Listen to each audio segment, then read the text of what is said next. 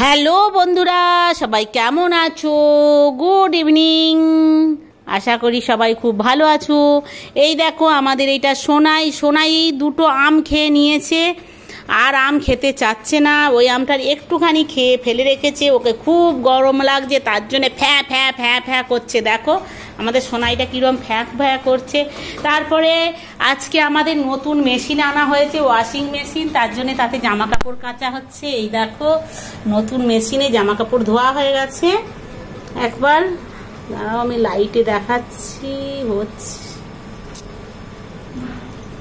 এই মেশিনটা আমাদের নতুন আনা হয়েছে, অটোমেটিক।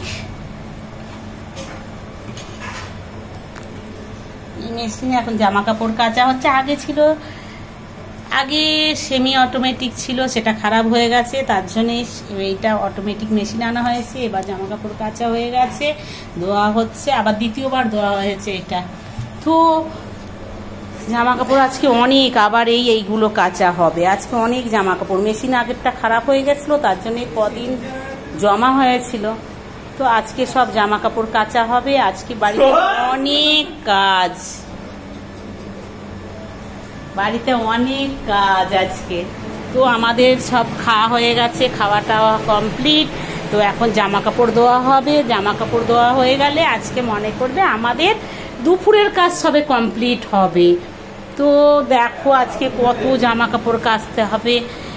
আশা করি তোমরাও, তোমাদেরও হয়ে গেছে, তোমরা সব শুয়ে পড়েছে, কারণ ইভিনিং যেহেতু হয়ে গেছে, ঘুম থেকে উঠে পড়েছো। কিন্তু আমাদের এখনো ইভিনিং হচ্ছে, কখনো আমাদের সবে শুরু ইভিনিংয়ে জামা কাপড় কাচা হচ্ছে। মেশিনটা এই দেরিতে এসেছে বলে এই জামা কাপড় কাচা হচ্ছে।